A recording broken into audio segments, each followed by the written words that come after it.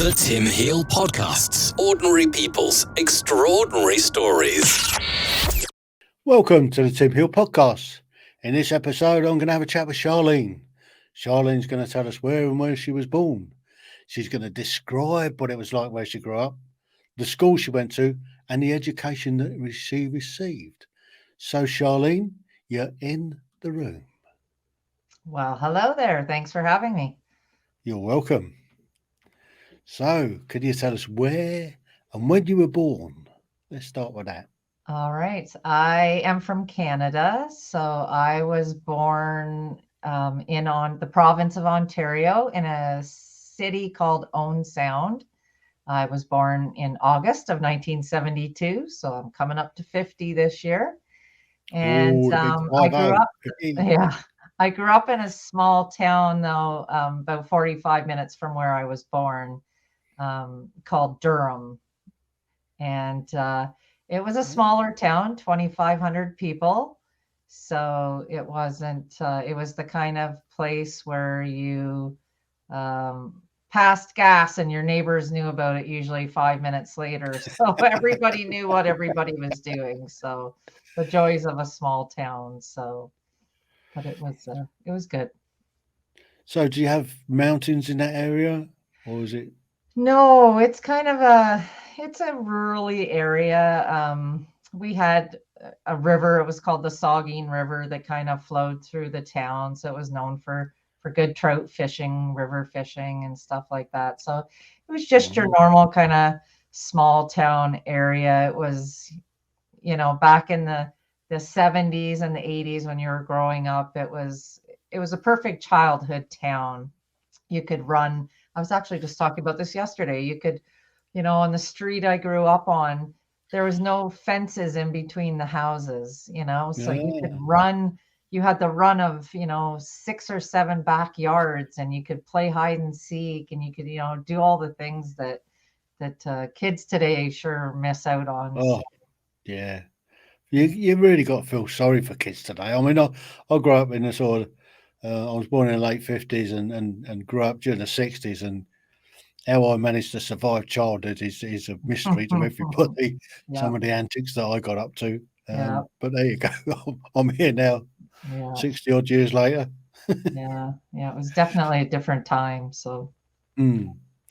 So, did you get a lot of snow in that area during the winter? Yeah, we did. There was a fair amount of snow. And of course, it always seems like more when you're little because the piles are bigger than you are. But I always remember that, there'd be snow piles that, when they were plowing the side streets, that the piles at some points were almost as big as some of the buildings. So, you'd see the older teenagers would climb up on top of the roofs of the buildings and they'd jump down into the snow piles and, you're making forts in all these piles and stuff like that. So definitely winter was a fun time, lots of sledding and that stuff. So what about skiing? I mean, so if you haven't got sort of mountainous area, I suppose it's fairly flat. Yeah, it was. Did you have cross-country skis? Yeah, cross-country skiing we would do. There was about an hour and a half away, I believe, there was a ski hill.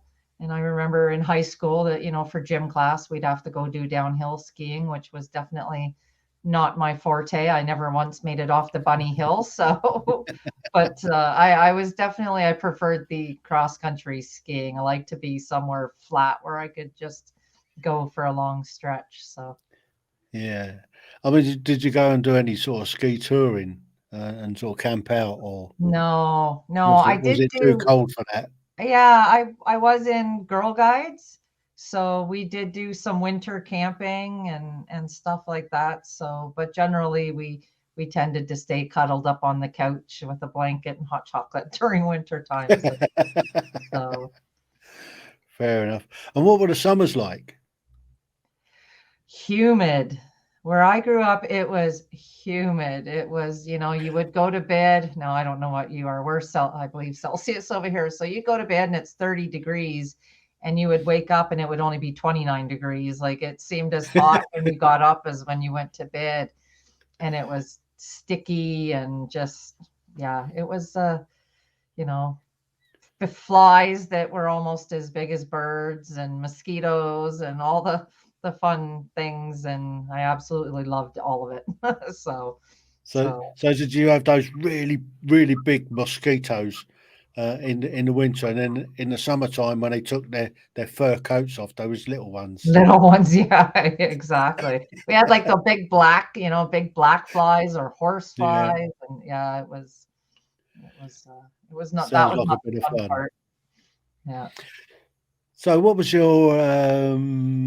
Can you remember much about your kindergarten, or do we just go into sort of the elementary school? Yeah, kindergarten, not so. I remember going to the wrong kindergarten class. That was my first memory of school. I actually went to the wrong class, which really, when I think about it, says a lot about my life because I'm not really good with directions. So, but yeah, I loved school. I loved being around other kids and getting to meet different people. And I grew up with my grandparents, so I loved being around older people. So it was, and being in a small town, we all kind of, Mm, the kids knew each other. So it was great yeah. to get to spend time together. So So moving on. So what was your elementary school like? So that was like a junior school. yeah, it was challenging for me, I would say. I had a lot going on in my childhood, and I struggled to fit in. I always kind of felt out of step. I was a tinier kid growing up as well, so I did get bullied a lot in my first few years of school until my grandmother bought me a metal lunchbox and said, "This is your weapon. Now defend yourself."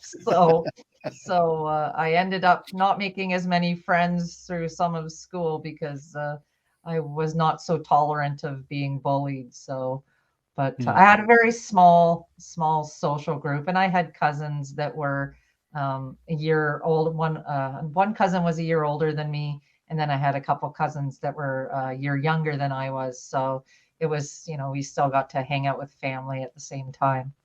yeah. So moving through school, then what was your favourite subject? Did you have any favourite subjects? Yeah, I loved English.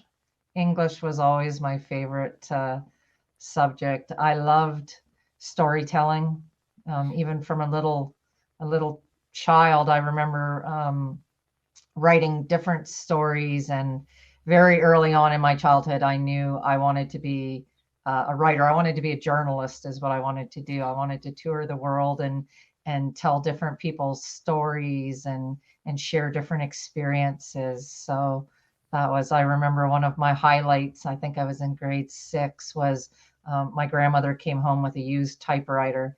And that just for me was absolutely amazing. Every Mm, school project from that day on was done typed out, and I was always, so proud of getting to sit on that typewriter and type away for hours. So, so typewriter then.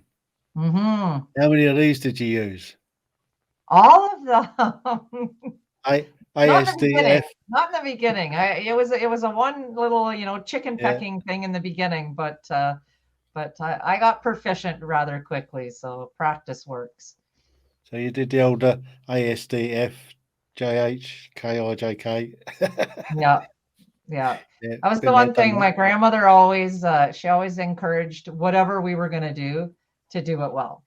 She wanted Yeah. us to be proficient in whatever we were doing. So she, would always make sure that we were doing, she would get a little study booklet that had typing and Mm, instruction in it. And she would let me sit and read the book, and then I would type away and stuff like that. So I, yeah. I, I learned early on. So.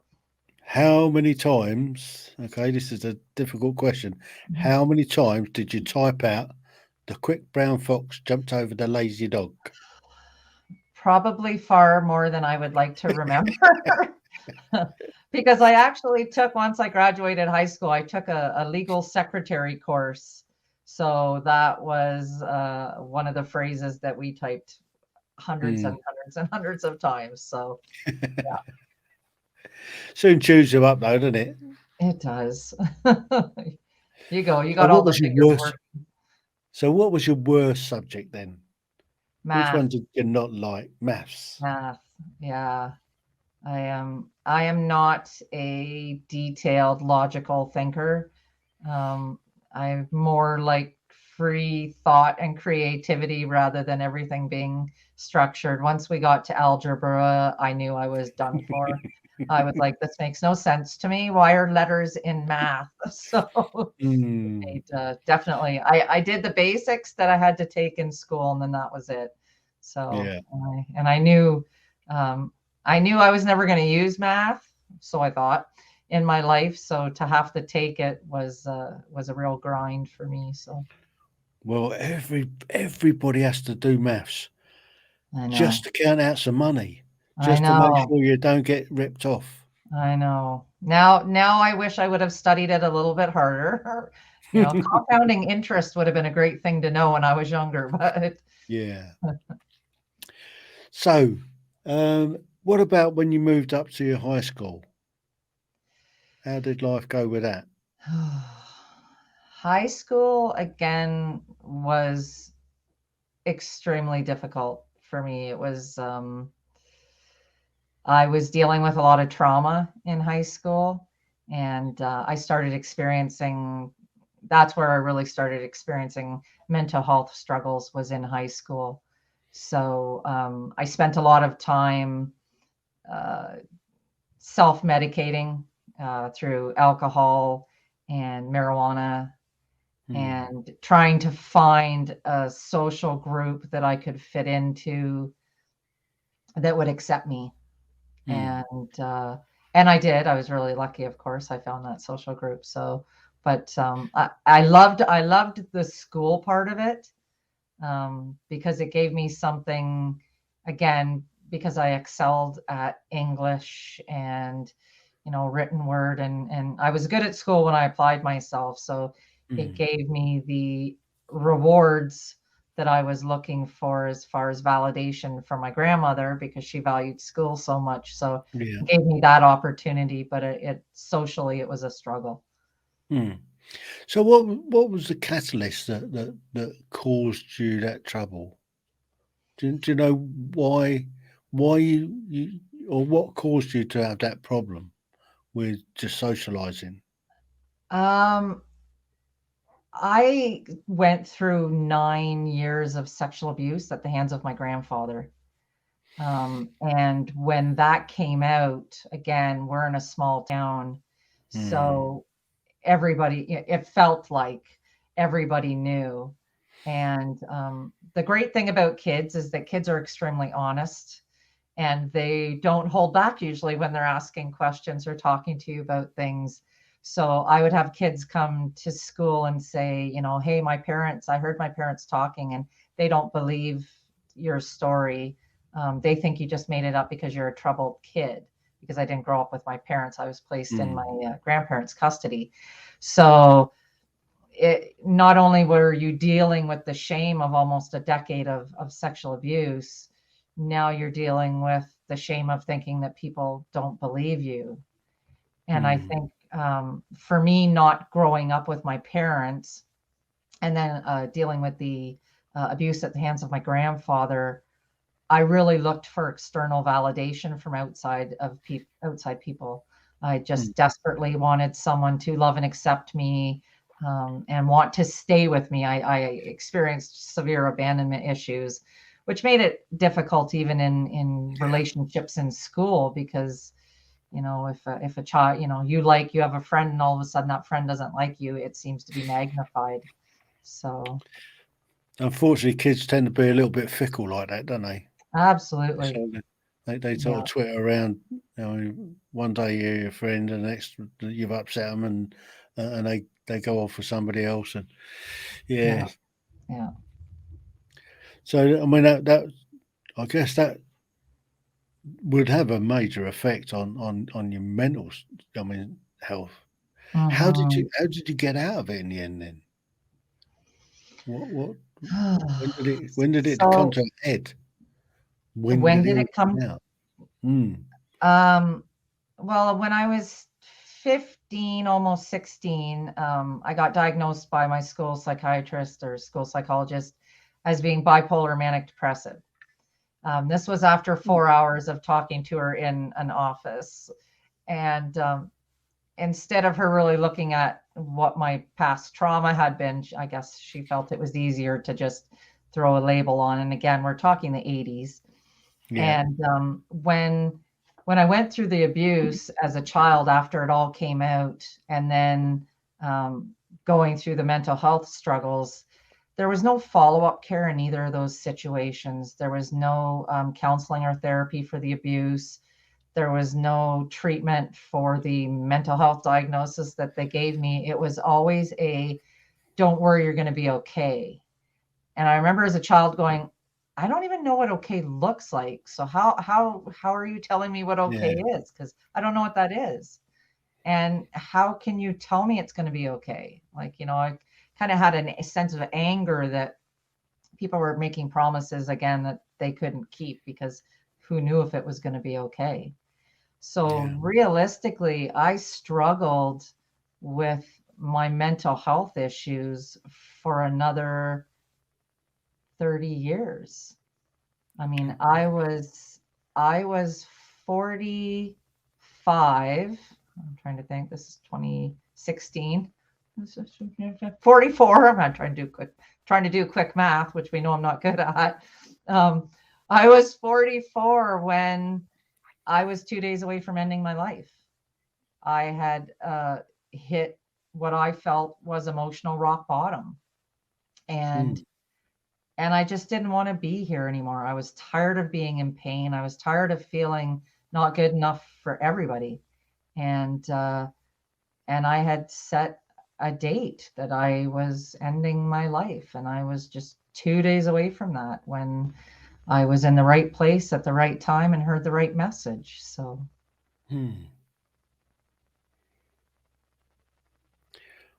We'll come back to that, I think, as we move on. But I'd just like to take you back a little bit, back into sort of high school, or sort of what you did.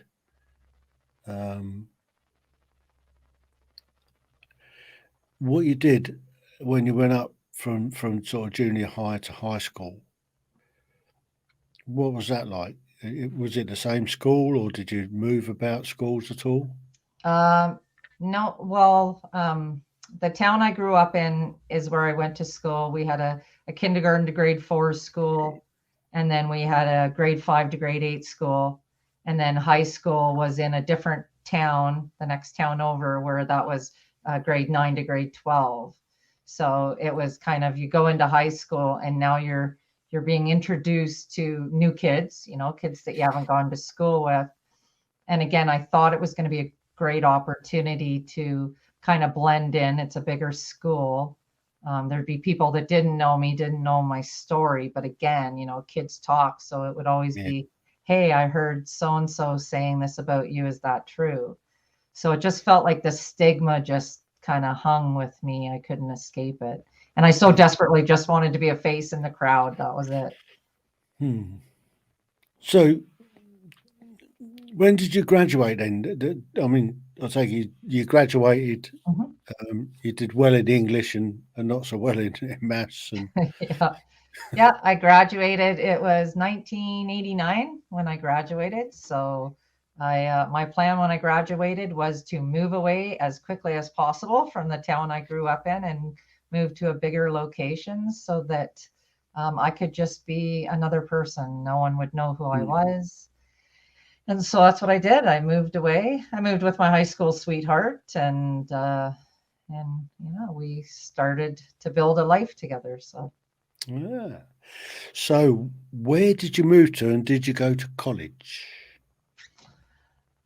I moved to a city called Kitchener-Waterloo, and I didn't go to college. I had actually been accepted to go to university in Toronto for journalism.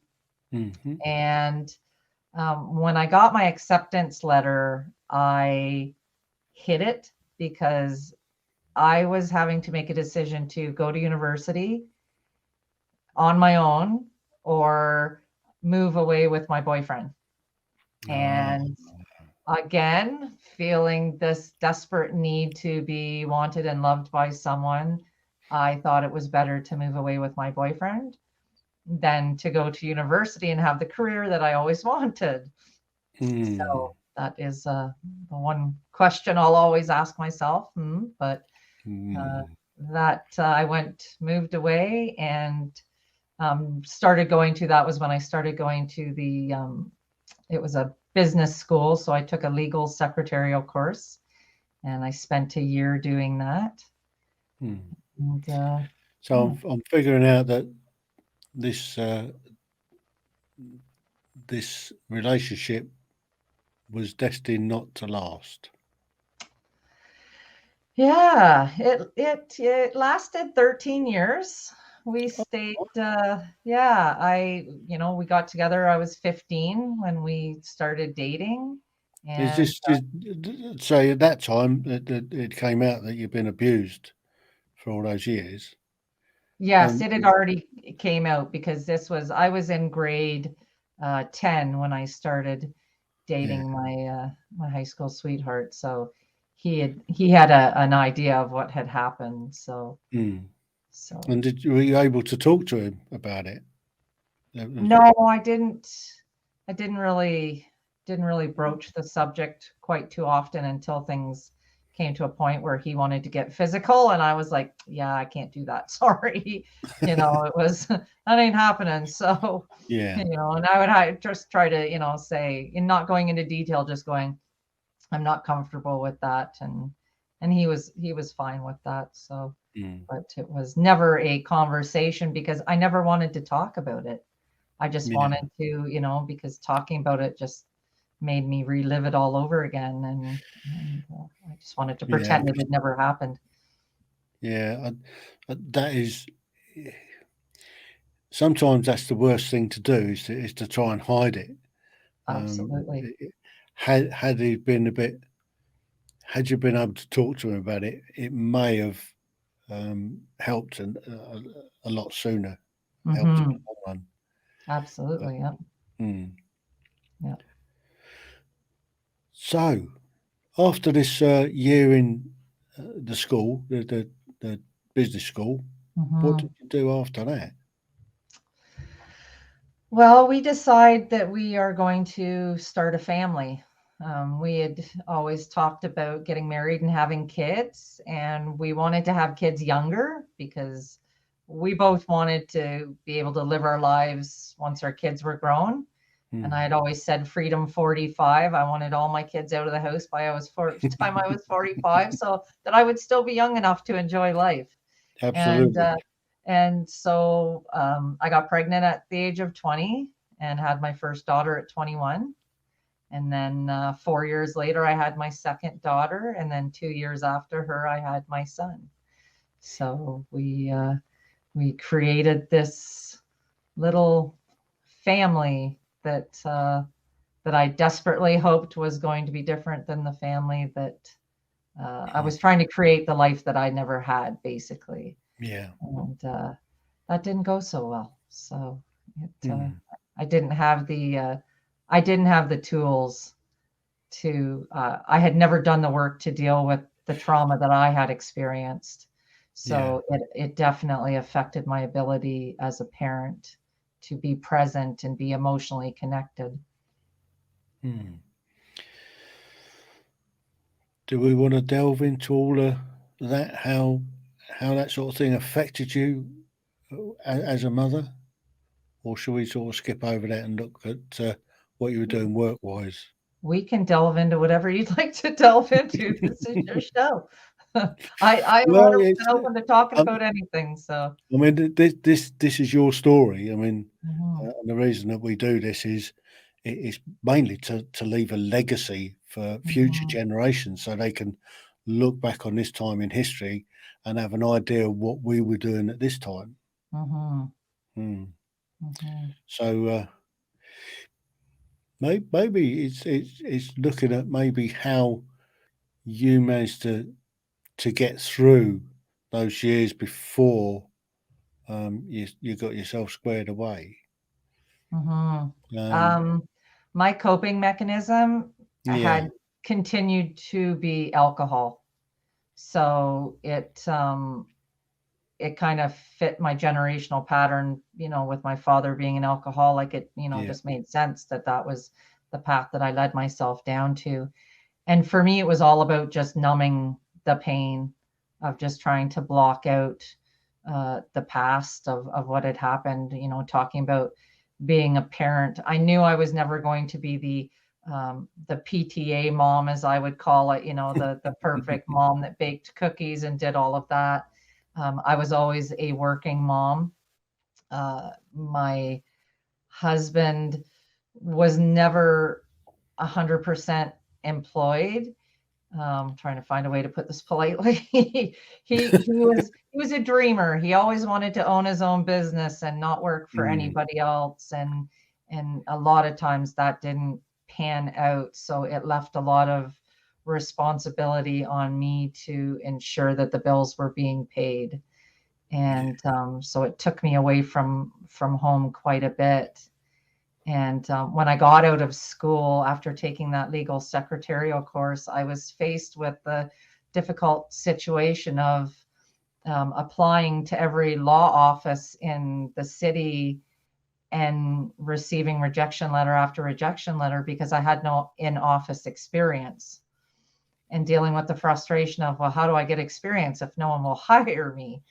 And all of a sudden I start getting phone calls from the government to pay back my school loan. And I'm in a situation where I have no job. I have a partner who is barely making enough money to support myself and our child. And someone approached me, a girl that I had met, and said, "You should become an exotic dancer." And I was like, I don't know about that. And she's like, "Just come check it out." And I went and I watched her make an insanely crazy amount of money in an evening. And I thought, okay, sure, I can do this. And it fit my pattern of belief that was where my value lied, was in my body. So it seemed normal, I think, at the time. yeah, I look at it now and it's so not normal, but it gave me the opportunity to make enough money that I only had to work 2 weeks out of the month. I was able to spend, every other week at home with my kids. It gave me the opportunity to drink on a daily basis because, you're sitting in a bar and everybody wants to buy you a drink. So it justified my alcoholism at the time. And it just seemed to fit the pattern of life. And I did it for 6 years. And committed. Yeah, that's me. I'm never halfway on anything. And then I got pregnant actually with my son. And I had decided that, okay, now I'm getting older. I'm, 27.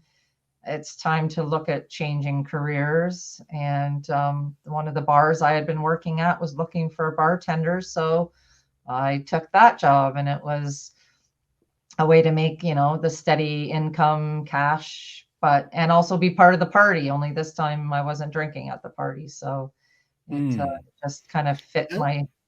How did you manage to cope with that? Not drinking. It was difficult, but very quickly on, I understood that, I always said I was a high functioning alcoholic, where I could go to work all day and not drink, and it wouldn't even bother me. Like, serving people drinks didn't faze me. But then as soon as I got on the other side of the bar, look out, I was ready to tear it up all the time. So it doesn't make dealing with mental health issues very good when you're drinking all the time. So Yeah. Oh, you could have made yourself made quite a good British soldier, being a Yeah, functioning alcoholic, especially if you were in Germany. I mean, back in those days when we were in Germany, yeah, we used to drink so much. It was, I mean, we were, we were functioning alcoholics back then. yeah, yeah. I always said I never missed a day of work. I Mm. showed up in not good conditions some days, but I always showed up and went to work. So So, what was the final catalyst that the marriage broke down then? I started just suffering. My depression was getting worse and worse, and I was getting suicidal. And I was contemplating it. I was thinking about ending my life. And all I could think about was that my two daughters were going to come home and find me after school dead.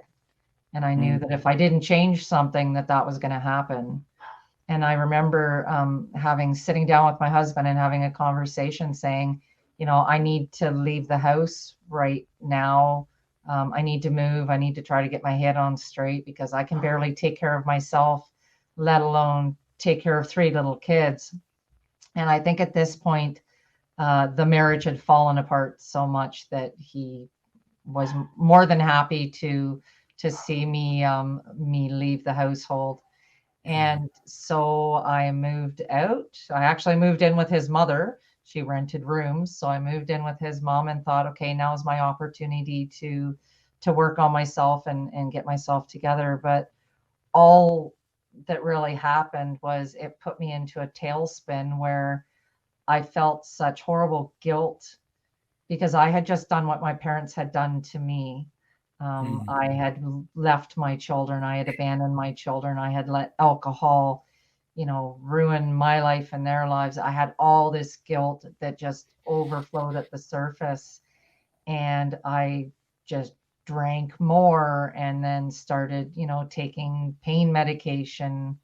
And I was only separated from my husband for about a month. And I jumped into another relationship with someone who was as toxic as I was. He had just left a relationship. He was an alcoholic. He was a drug addict. I wasn't aware of that at the time. And he was violent when he drank. So very quickly, I started experiencing domestic violence. And for me, this was karma coming at me full force. It was see, you left your kids. Now you're getting what you deserve, Mm. and it just fit the narrative that I had about myself about not having any worth. So why would anybody treat me well because I didn't deserve it? Mm. So, how long did that relationship go on for? 13 and a half years. Good grief! Yeah. You put I up with had it for that long? I had an attempted overdose in 2002 after a violent episode. And it was after I got it released from the hospital. I ended up going to the hospital and I collapsed and woke up with tubes down my throat. And Mm.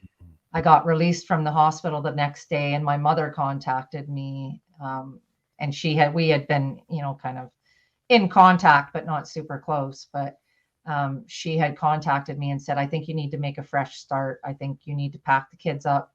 You need to move across the country, come stay with us. We'll help you get on your feet. We'll help you get your life together. And it kind of fit my pattern of running, right? Like instead Mm. of fixing me, I'll just change locations and expect that everything's going to be different. And of course, that never happens. No, So, yeah, that's classic actually. yeah. So, I mean, so you took the kids with you? Hmm. I mean, did you have the kids with you in this toxic relationship? No, no. And um, unfortunately, when I left the house, um, my husband started making some really bad life choices. And it led him to, on his way of being his own boss and making easy money, led him to doing some drug dealing. And of course, I found this out after I had left, and I had watched it getting worse and worse and worse.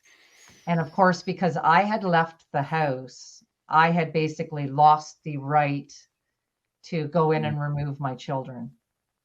So now I was stuck in a position of, I'm watching my kids live in a house where drugs are being dealt, violence is occurring, and I'm terrified that my daughters are going to be raped or molested by someone who's strung out on drugs. And I have to, change my life to make a change for their life. So I remember sitting down with my husband and, begging him, like, please let me take the kids. The life that you're living isn't healthy for kids. And I remember him saying, you can take the 2 girls, but you can't take my son.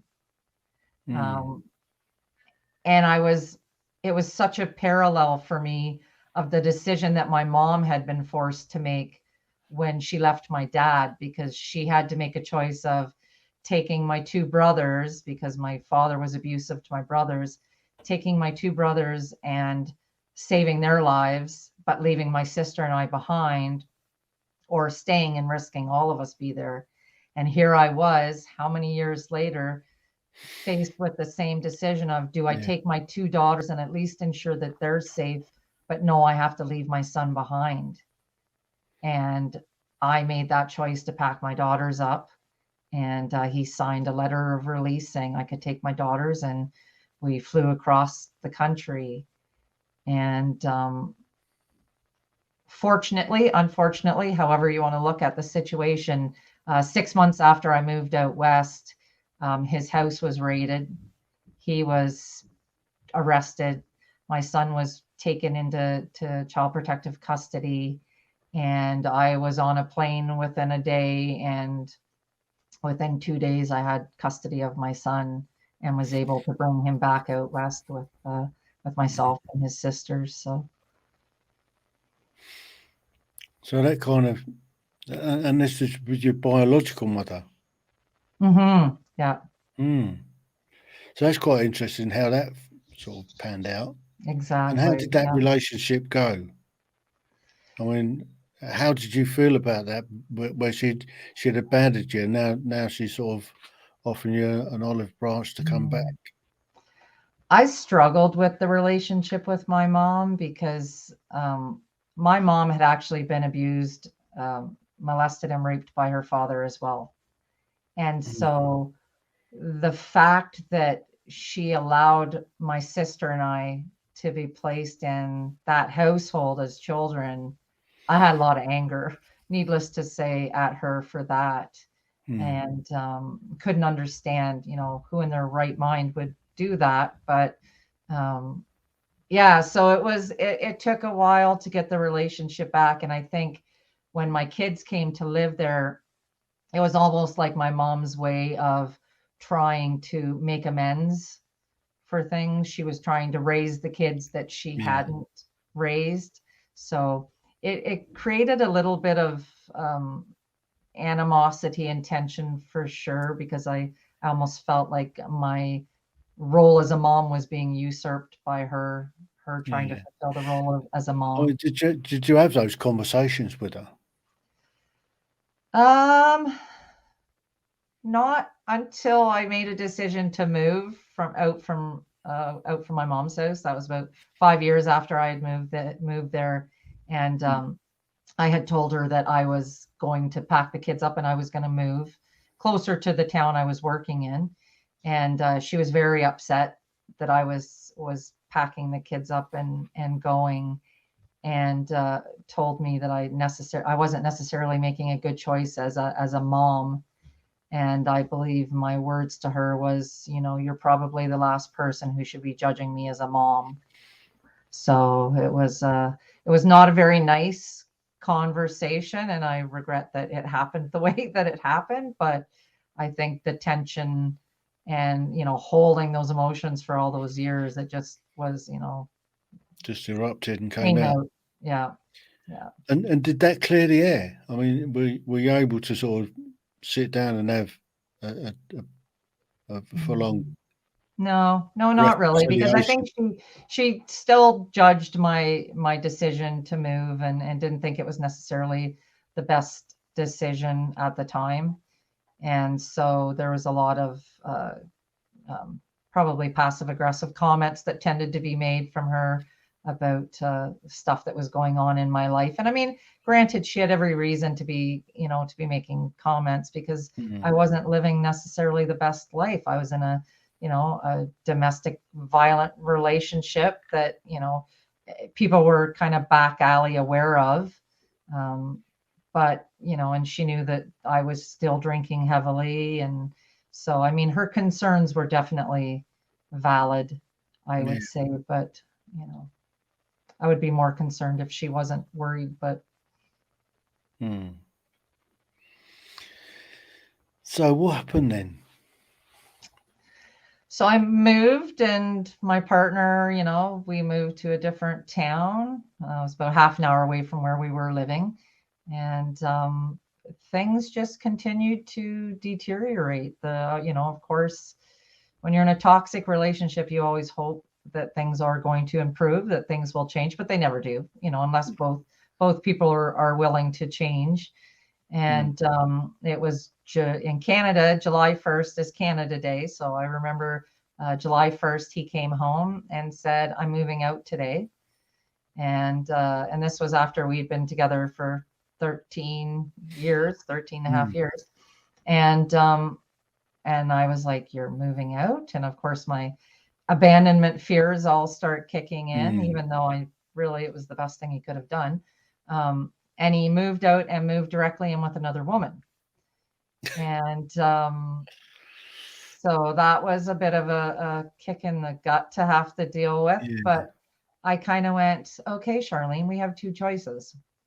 We can make a decision and start working on getting our lives together, or we can let this completely destroy us. Which one are we going to choose?"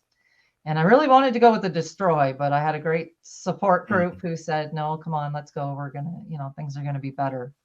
So I spent 2.5 months, faking my way through, pretending how happy I was and that I was getting my life together. And I had finished, it was a Thursday night in September. I had just finished a bar shift. So I was sitting with a couple customers having a drink after work, and a police officer came in. And he knew where to find me because he had been involved in one of our domestic disputes prior. And he asked to talk to me outside. So I went outside with him. And he said, "Charlene, I just came on shift and I saw a notice on the board and I wanted to come talk to you." And I was like, "Okay." And he's like, "I just found out that your ex-partner has shot and killed himself." And I was absolutely devastated. I kind of, the world got really quiet really fast at that point. And I didn't know how I was going to make it.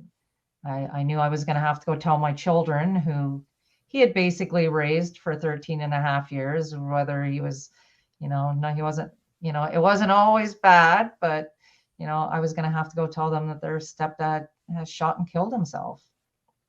And about 2 weeks after that, I was sitting with a good friend of mine, and I just told her, I said, I'm so angry right now. And she's like, "Well, of course you're angry. Anger is one of the stages of grief." And I said, "No, I'm not angry he took his life," because I understood why. I said, "I'm angry he did it first, because now I've seen what's left behind when you make that choice." And, and I didn't really go into detail with my friend at the time, because I was just trying to hide how really messed up I was to everybody. But, I thought, how do I do that to the people I love? And I so desperately wanted to do it. I was so tired again of hurting and being here and not feeling like I belonged even, in the life that I was living. So yeah, I just tried to throw myself into work, which is what I always did, Mm. and took care of my kids. And So how old were the kids at this stage? They must have been sort of teenagers by now. yeah, my son, I'm thinking this is 1999. My son was, Do you want to borrow these? yeah, I do. See, there's that math. I'm trying. I think my son was 15 and my other daughter was 17. So they were, yeah. So it was a struggle, and I mean, unfortunately for them, and I mean, I have so much, well, guilt at the time, but I wasn't in any shape to comfort them. Like Mm. I was so absorbed in my own grief and my own darkness and my own suffering that I wasn't there for them during that time. So that's a hard one for me to swallow. And I don't normally talk about that. So I'm like, that one chokes me up. Yeah. But So I mean, it's really difficult when somebody does that, and mm, and and and it tends to be the emotions around it is the feeling um, of not frustration, but the feeling that they've let you down, mm, that they're selfish. mm, Um, I know exactly those feelings, having mm. I seen know. that And firsthand. see, I struggled with it because going through that darkness myself and being there Mm, for so many years of my life, like I actually got angry when people said, like that's a coward's way out. Like I remember people saying that, like I can't, and I was like, well, actually, it's not. And I said, because if you've ever had a gun in your mouth, the bravest thing you can do is pull the trigger. Like, yeah. like that takes a lot of, bravery to do that. And because I'm thinking to myself, because I've been there. Mm, I've had the gun in my mouth and been too afraid to pull the trigger. Right. So I'm thinking, like, I understood everything. Like I thought, when you're suffering so much and you're hurting so much, is it selfish to want that to end? Or is it compassionate? Like it's yeah. and again, for me, it's being on both sides of that spectrum that I can ask those questions and feel torn both ways about it. So Yeah, I mean, it's really difficult for those that are left behind to absolutely. carry on, and it does have a major effect on people's well-being, for want of another Hmm. word. I Yeah, mean, somebody that takes their own life, it's a release for them because you can understand how they got to that stage where they just couldn't go on anymore. But then you look at what they've done to the people that they've left behind. absolutely. They suffer for the Yeah, rest of their lives. So yeah, yeah, it doesn't go away. no. It's always. I mean, there's always questions. Could we've done something different? Hmm. Um, Yeah. so how did the kids take it? Um, my oldest daughter was gone at the time, so she wasn't living at home. Um, my son, both of my kids that were at home really drew into themselves. My son um, started smoking marijuana, so he was smoking a lot of Mm, marijuana. And I remember like sitting down with him the one day saying, you shouldn't be drinking or you shouldn't be smoking marijuana like this. And he was like, Mom, you drink. That's how you numb your pain. He's like, this is how I'm numbing my pain. mm. So I'm like, okay, so this is kind of hypocritical for me to be, saying anything to him on that other than just please go to school, And my daughter is very much like me, where she wrote a lot. That's how she expressed her pain, she was writing poems and just trying to heal that way. So, but they really, again, they both had good friends, growing up in a small town. We went to church usually every Sunday, and my son he had, friends that he went to church with that were really supportive of him. And, they would be like, come stay at our house for the weekend. We'll, just to keep them busy and keep their minds distracted. So, well, so you mentioned you went to church. I mean, were you going to church all these years? I mean, were you brought up in a no, church? I wasn't. Yeah, no, I wasn't brought up in church. It was just always this feeling of that there's something else out there for me. It was always that there's gotta be something more than what, I'm seeing and I'm, experiencing. So, and I yearned again for acceptance and family.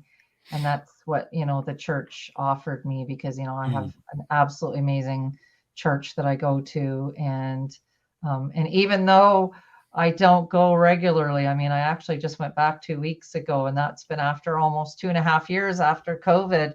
And, I walked in and was embraced, and, had people say that we've been thinking about you. We missed you. We're glad you're here. And I thought, it's weird how family ends up looking for some people. So, but yeah. So personally, I'm a Atcham, Matcham, Dispatcham type when it comes to church. What does that mean? Well, Hatcham is baptism. Oh, okay. Matcham's getting married. Married. Dispatcham is Funeral. seeing them That's off. when you go, eh? Yep. Atcham, Matcham, Dispatcham. Yeah. Yeah, I'm definitely not an every Sunday kind of girl, because I definitely believe you can connect to whatever higher power you feel anywhere. You don't have to be sitting in a building to find that. So let's just explore that piece where you mentioned earlier that you came within a fag paper of finishing it all.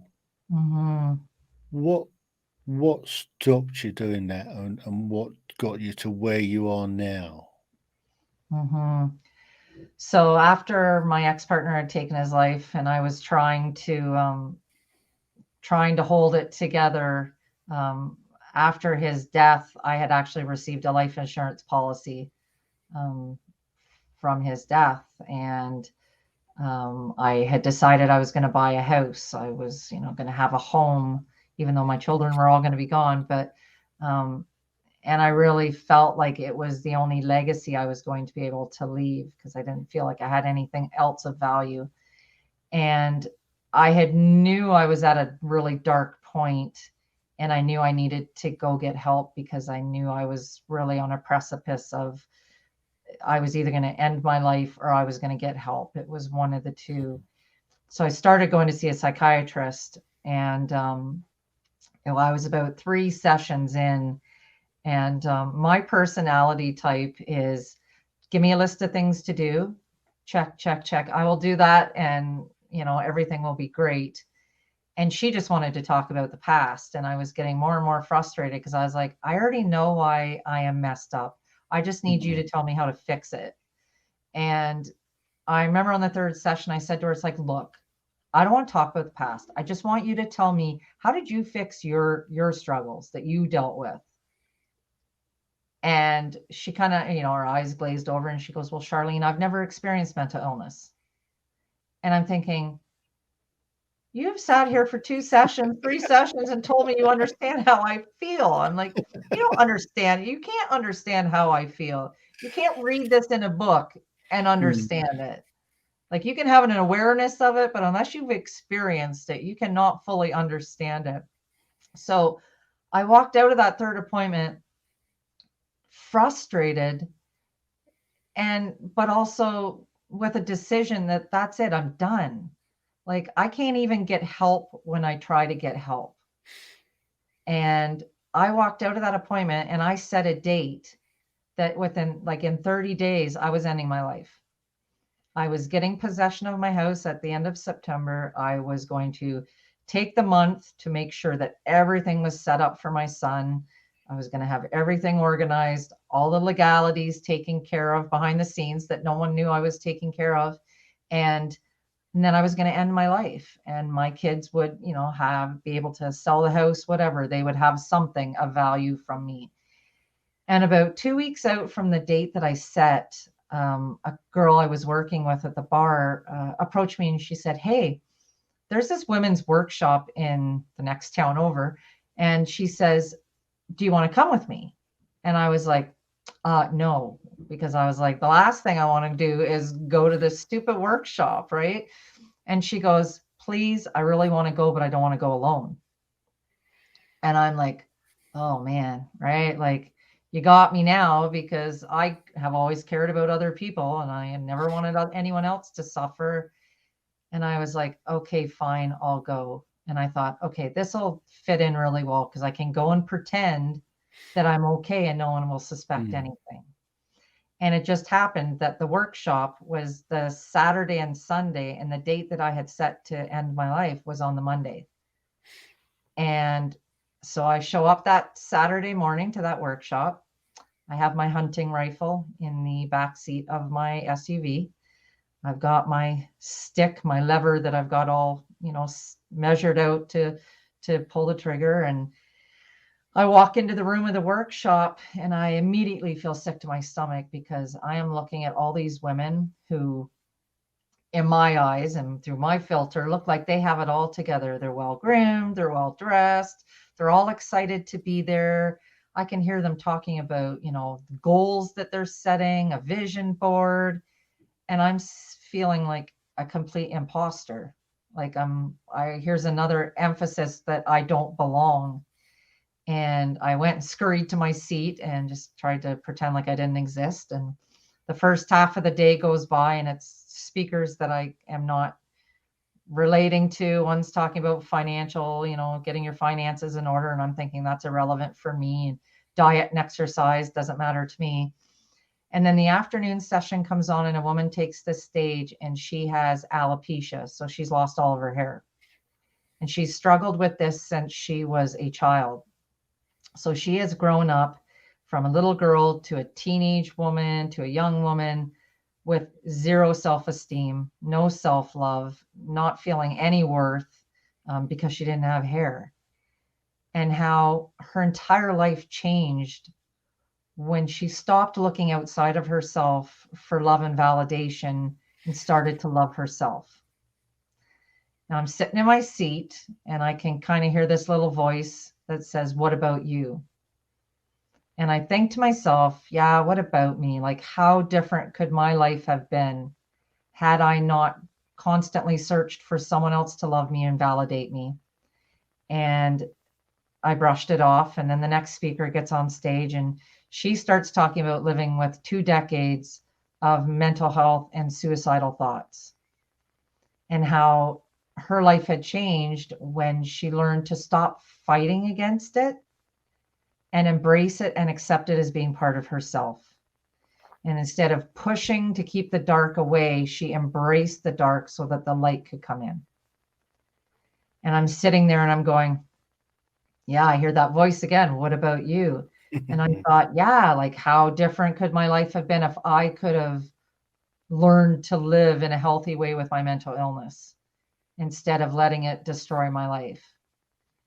And then the last speaker gets on stage and it's a gentleman, and he talks about his marriage falling apart, being an alcoholic, being addicted to pain medication, and how he spent, and of course, dealing with mental illness and suicidal ideologies, and how he'd spent a year trying to find a perfect mix of pain medication and alcohol so that he could overdose, but make it look like an accident. And one evening, his wife contacted him, asked if he could take the kids overnight. He said yes. That was the night he found that perfect mix of drugs and pills. and he was laying on his couch while his kids were sleeping in the next room, and he was overdosing. And as he was laying there, he heard a message that said, "No, not like this, not today." And he got to his phone, he called for help, and the rest for him was history. He got clean and sober, he got into therapy, and now he was going around and he was sharing his stories. Now I'm sitting in that seat and I'm kind of having this moment of what is going on right now. Like I'm looking almost around for a hidden camera because I think someone knows what's going on in my head. And I'm thinking, I'm at an event that I didn't want to go to, that I've just heard 3 speakers talk about the 3 areas of my life that I have struggled with.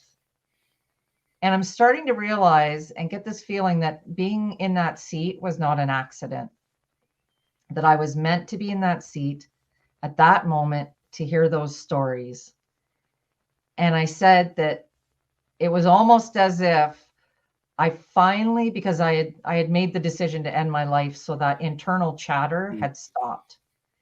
And it was when that internal chatter stopped that I got quiet enough to hear the messages that I was meant to hear. And that was that I could love myself, that I could be okay, and that I could take everything I'd experienced and I could share that in hopes of letting someone else know that they're not alone. Mm. And so that's what I do today. I went back the next year. I spoke at that same event.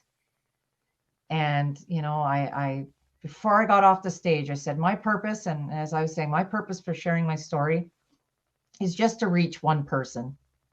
Because if I can reach one person, touch one person, and let them know they're not alone, and I can save just one life, then everything I have gone through in my life, all the pain, all the trauma, everything has been worth it.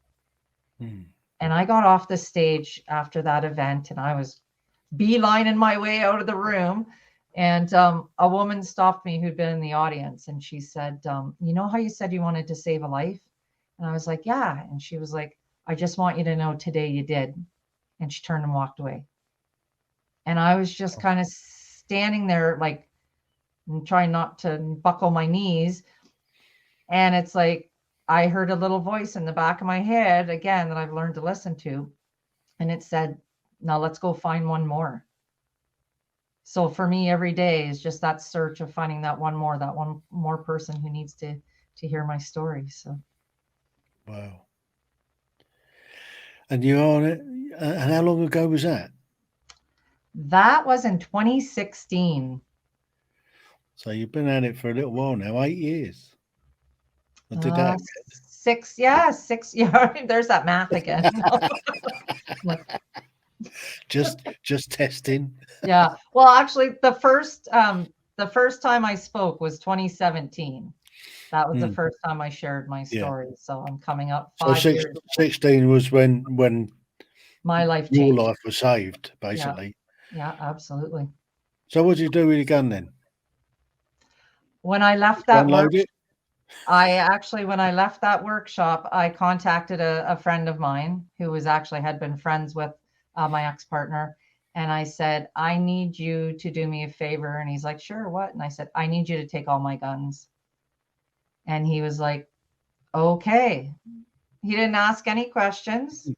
He just took them. I'm sure he might have maybe thought I didn't want them in the house because of my ex-partner's thing, but really it was, I don't want them, around me. So I took all the pain medication that I had in my house. I had a meeting with my boss. I handed him a little baggie of all my pain meds. And I said, I'm going to let you hold on to these if you're okay with that. And, if I come to you and say I need one, just give me one. Don't give me them back until, and he's like, okay. Like I was so blessed that I had so many people that just blindly obeyed what I asked them to do. So it was great. So nowadays you love yourself. Absolutely. And are you having these conversations with your family? Am I having conversations with my family? Yeah. Have you had some reconciliation with your mother? I did. I held my first live workshop because now I run workshops myself. And I had my first live workshop in 2020, and I invited my mom, and I was a little worried because I was afraid that she would be embarrassed or feel shame because I was sharing my story openly and honestly on the stage. And we had little work areas that we did, talking about trust and stuff like that. And I always tried to make sure I got paired up with my mom so that we could do these activities together. And I went out the Monday after my workshop was over, because I wanted to hold space for my mom to, if she had feelings about what had happened, I wanted to give her an opportunity to discuss it. And it was probably the most powerful conversation my mom and I have ever had. It gave us an opportunity to really open up and pour into and discuss the past of what had happened to both of us. Like it was almost like we were grieving together our childhood. So it was so powerful. So What of your grandparents? they're both deceased. So I never got the opportunity to speak to my grandfather about anything that had happened. And my grandmother, she's been gone, 12 years, I think. Here's that math again. And, we never really talked a lot about it with my grandma, like even discussing whether or not she knew what was going on. Because to me, it was irrelevant, whether or not, because it couldn't change anything that happened. So, and I mean, my grandmother was an absolute, like she was the love of my life. So I didn't want to cause her any pain by restirring any of it up. So. Yeah. And what of your son? What about my son? My son is, he's the only child I have that lives relatively close by. He lives about half an hour away. So he is, he's working, and he's, I have yet to have detailed conversations with my kids about this. I keep telling them to listen to my podcasts. Whether or not they are, I don't know. I'm just trying to lay the foundation work for them for conversation. But because I don't know, how much of my past that they really were aware of. Yeah. Right. So it gave, my older daughter is aware of it. She struggled with her own mental health issues. And I know one of the most healing situations for me was I was sitting in an office with social workers, and she was, I believe, 16 at the time. And she was basically frustrated and angry at me because of all the things that had happened in her life, which justifiably she should have been. Yeah. And I remember just having this moment of going, you know what? I did the best I could with the tools that I had. And really, it was an epiphany moment for me, because I was like, I really, like, considering everything that happened to me and no follow-up, I did the best I could. Yeah. And I walked out of that appointment, and it really hit me that the grace that I had just given myself, I needed to pass that grace on to everyone who was involved in my life, all those situations. Mm-hmm. I had to say that my mom did the best she could with the tools that she had. And even be so crazy as to say, even with my grandfather, to say, I don't know what happened in his childhood that created the man that he was. Yeah. So I have to give him grace and say, you know what, maybe he was just doing the best he could with the tools that he had. And that's a huge stretch for a lot of people. But for me, it was extremely freeing. So. Well, I'm glad that you've come through it. Me too. Life is amazing. I've found this fascinating. Absolutely fascinating. Thank you. Thank you so much for sharing your story. Well, thank you for having me. It's been truly, truly humbling. Thank you. The Tim Heale Podcasts. Ordinary people's extraordinary stories.